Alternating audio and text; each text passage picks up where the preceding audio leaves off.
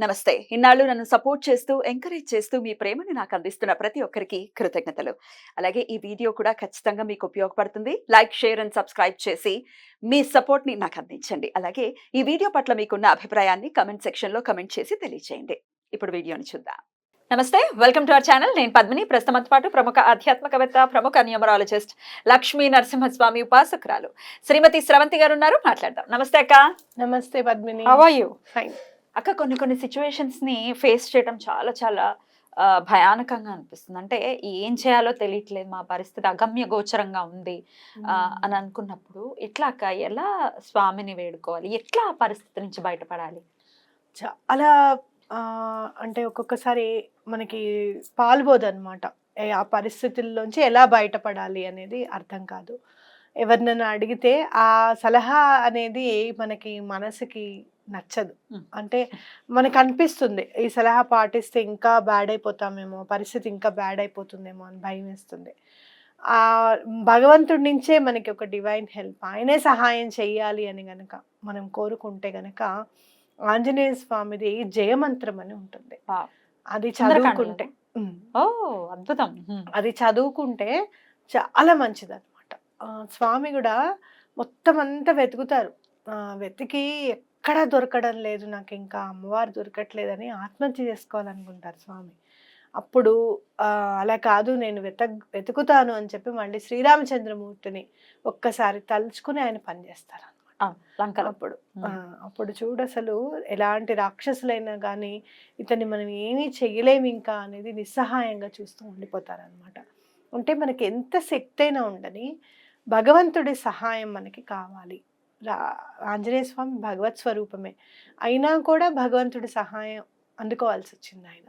అలా అందుకుంటే కార్యజయం ఎలా ఉంటుంది అనేది మనకి ఆంజనేయ స్వామిని చూస్తే తెలిసిపోతుంది అనమాట. అలాగే మనకి కార్యం చెయ్యాలి అనేది ఎట్లా మనము ఆ పనిని ఎదుర్కోవాలి, ముందుండి ఎలా నడిపించాలి. మన వెనక నలుగురు ఉండాల్సి వస్తుంది, మన ఫ్యామిలీ మెంబర్స్. వాళ్ళందరూ నువ్వు చేయి, నీ వెనకాల మేము ఏం సహాయం చేయాలంటే అది చేస్తాము అని అంటారు. అలా మన ముందుండి నడిపించాల్సిన పనులు చాలా ఉంటాయి దైనందిన జీవితంలో.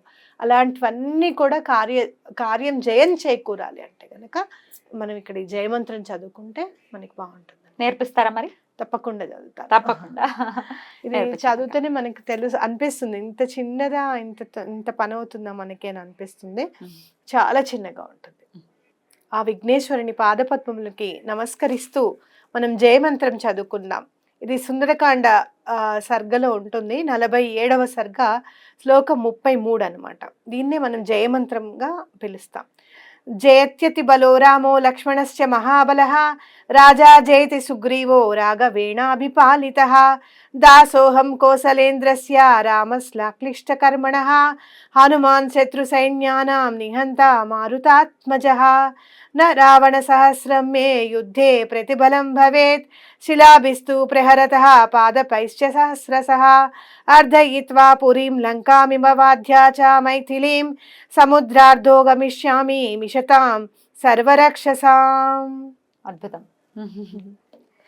మైథిలిని ఎలా అయితే కాపాడారో స్వామి మనల్ని అలానే కాపాడతారు. ఆయన జయమంత్రం ఆయనకే చదువుకుంటారనమాట. ఇది నేను రాముల వారి భక్తుడిని, ఆయన పాదపద్మముల సాక్షిగా చెప్తున్నాను.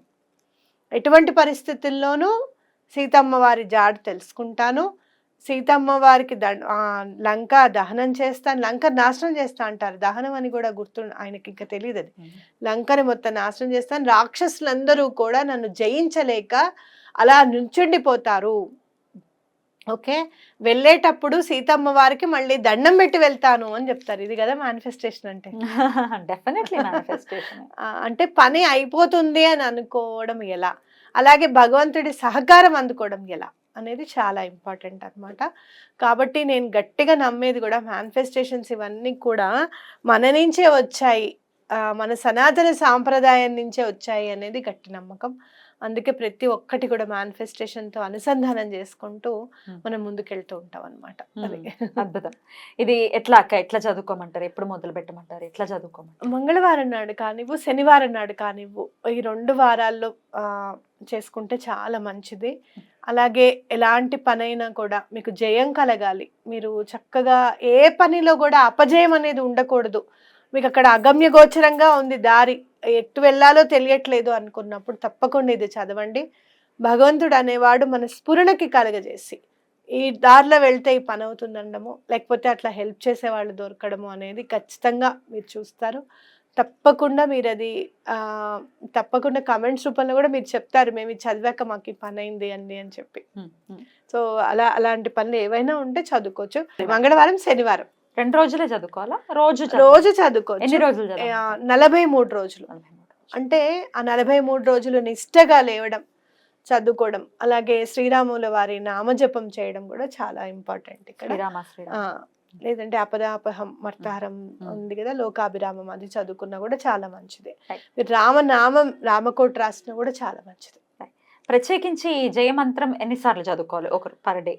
పర్ డే ఒక్కసారి చాలమ్మా, ఒక్కసారి చాలు. నాన్ వెజ్ అనేది తినకూడదు, బ్రహ్మచర్యం పాటించాలి. ఒక పని కోసం మనం ప్రత్యేకంగా 41 days చేస్తున్నప్పుడు ఖచ్చితంగా ఈ పని చేయాలన్నమాట.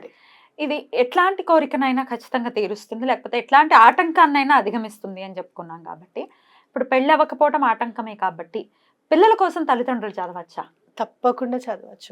ఎందుకంటే పెళ్లి విషయంలో మాత్రం నేను ఒక్కటి చెప్తా, మిగతా ఏ విషయంలో అయినా ఎవరికి ఆకలిస్తే వాళ్ళు తినాలండి అని నేను చెప్పిన, పెళ్లి విషయంలో మాత్రం తల్లిదండ్రులు చదవచ్చు అని ఎందుకు చెప్తాను అని అంటే, ఇటు కన్యాదానం తీసుకోవాలి అన్న, లేదు అంటే కనుక మనం అల్లుడి కాళ్ళు కడగాలన్నా, ఇటు ఇరువైపుల తల్లిదండ్రులకు కూడా అర్హత అనేది ఉండాలి. అవునా కదా? ఆ టైంలో ఈ అర్హత ఉండాలి. మీకు ఉందండి కన్యాదానం తీసుకునేది ఉంది, చేసేది ఉంది అని చెప్తూ ఉంటాం. కాబట్టి తప్పకుండా తల్లిదండ్రులు వివాహం గురించి మాత్రం తప్పకుండా చదవచ్చు. అలాగే పిల్లలు దారి తప్పిపోతున్నారు స్వామి, నాకు ఎలా అయినా సరే వాళ్ళని దారిలో పెట్టేలాగా నువ్వే చూడాలి అని చెప్పి కూడా దండం పెట్టుకుని కూడా చేయొచ్చు. ఆడవాళ్ళు చేసేటట్టయితే వాళ్ళకి మధ్యలో అడ్డు వస్తుంది ఖచ్చితంగా, అడ్డును తొలగించేసుకో. మీరు 4 days ఆపేసుకొని మిగతా 5th day నుంచి మళ్ళీ కంటిన్యూ చేసుకోవచ్చు. నియమాల విషయాల్లో ప్రతిరోజు తలస్నానం చేసి చదువుకోవాల్సి ఉంటుంది? లేదు, బ్రహ్మచర్యం పాటిస్తాం కాబట్టి అవసరం లేదు. శనివారం నాడు తప్పకుండా తలస్నానం చేయడం అనేది ఇంపార్టెంట్.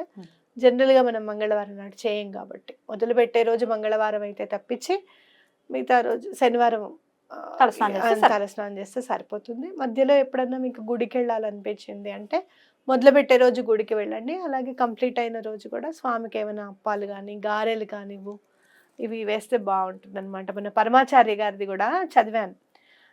మనకి ఏదైనా వర్క్ కంప్లీట్ అవ్వట్లేదు అంటే రాహు వల్ల కూడా ఇబ్బందులు ఉంటే కూడా మనకి పనులు జరగవు, తొందరగా ఆటంకాలు వస్తూ ఉంటాయి. అయితే ఒక అతను వచ్చి అడుగుతాడు, ఏమిటి ఇక్కడేమో గారెలు వేస్తారు, వడలు వేస్తారు ఆంజనేయ స్వామికి, ఉత్తరాది వారేమో జిలేబీలు వేస్తారు, జిలేబీలు వేస్తారేంటి అని చెప్పి పరమాచార్య గారిని అడుగుతాడు అనమాట. ఏంటి దీనికనంటే, అప్పుడు ఎవరైనా గ్రహదోషాలు, రాహు గనక చాలా ఇబ్బంది పెడుతున్నాడు అనుకుంటే గనక, లేదు ఇట్లా మంచి అలవాట్లు అవ్వట్లేదు మా పిల్లల కంటే కూడా రాహు బాలేకనే అలా అవుతూ ఉంటాయి. మితిమీరిన కోపం, పనుల ఆటంకాలు ఇవన్నీ రాహు వల్లే అవుతాయి. అయితే అలాంటివి ఏమన్నా ఉంటే గనక స్వామికి మినుములు అంటే రాహుకి ఇష్టం కాబట్టి ఆంజనేయ స్వామికి మినుములతో చేసింది ఏదైనా, ఎందుకనంటే సూర్యుడిని ఎప్పుడైతే ఆయన తినే పదార్థం, తీపి పదార్థం అనుకుని వెళ్తారో సూర్యుడి దగ్గరికి, రాహుతో గొడవ అవుతుంది అనమాట, యుద్ధం జరుగుతుంది. ఆంజనేయ స్వామి గెలుస్తారు, రాహుని గెలుస్తారు. అప్పుడు రాహు వరమిస్తారనమాట, నాకు మినుములు అంటే ఇష్టము, ఎవరైనా సరే నీకు మినుములతో చేసిన పదార్థం ఏదైనా గనక నీకు నైవేద్యంగా పెడితే గనక నా అనుగ్రహం ఉంటుంది వాళ్ళ పైన అని చెప్తారు. కాబట్టి మీరు ఆర్థిక ఇబ్బందులు ఏమన్నా ఉన్నా కూడా చేసుకోవచ్చు ఇవి. అయితే అందుకని మినుము గారెలు ఇక్కడ వేస్తామన్నమాట. అయితే జిలేబీలు ఏంటంటే ఉత్తరాది వారు ఎక్కువగా తీపిని ఇష్టపడతారు, వాళ్ళు తీపి అంటే చాలా ఇష్టం వాళ్ళకి. మీరు ఎక్కడన్నా మీరు ఇది చూడండి, అటువైపు మీకు అటువైపు వెళ్తే కూడా ఎక్కువగా బ్రేక్ఫాస్ట్ లో స్వీట్ తింటూ ఉంటారు. అంటే ఎందుకు జిలేబీ వేస్తారంటే మినప్పిండితో జిలేబీ వేస్తారు కాబట్టి అక్కడ స్వామికి జిలేబీలతో దండేస్తారు అనమాట. కాబట్టి 2 మినుములతో చేసిన పదార్థమే కదా, కాబట్టి తప్పకుండా మీరు ఇది చేసి స్వామికి సమర్పించండి Right. లాస్ట్ డే రోజు. Right. తప్పకుండా మీ పనులు అయిపోతాయి. 41 రోజు లోపలే మీకు అనేది ఒక దిశానిర్దేశం అనేది ఏర్పడుతుంది అని చెప్పుకోవచ్చు. జయ మంత్రం గురించి చెయ్యాలి, వినాలి వినాలి అని ఎప్పటి నుంచి ఎదురు చూస్తున్నాను నేను. అవునా? సుమారుగా 1.5 years నుంచి చూస్తున్నాను. ఆహా. ఇప్పటికి ఆ సమయం ఆసన్నమైంది అనమాట. చక్కగా అది చదివి కూడా వినిపించారు. మంగళవారమే. మనం మంగళవారమే. లాస్ట్ టైం కూడా ఆంజనేయ స్వామి గురించి చెప్పుకున్నప్పుడు నేను ఎలా అయినా సరే బడవాన్ల స్తోత్రం గురించి చెప్పాలి, మంగళవారం. చదువుకోవాలి ఇలా అన్నప్పుడు ఇక్కడే కూర్చొని చదువుకున్నా. ఆయన అనుగ్రహం ఇది ఖచ్చితంగా. జయ మంత్రం చేసేటటువంటి మెరాకిల్స్ ని సుందరకాండ విన్న వాళ్ళకి లేకపోతే పారాయణ చూసుకున్న వాళ్ళకి అర్థమవుతుంది. సో అద్భుతమైనటువంటి మంత్రం, ప్రతి ఒక్కరికి చక్కగా దీన్ని వినియోగించుకోవాలని మనస్ఫూర్తిగా కోరుకుంటూ థ్యాంక్ యూ అక్క, thank you so very much. నమస్తే. నమస్తే.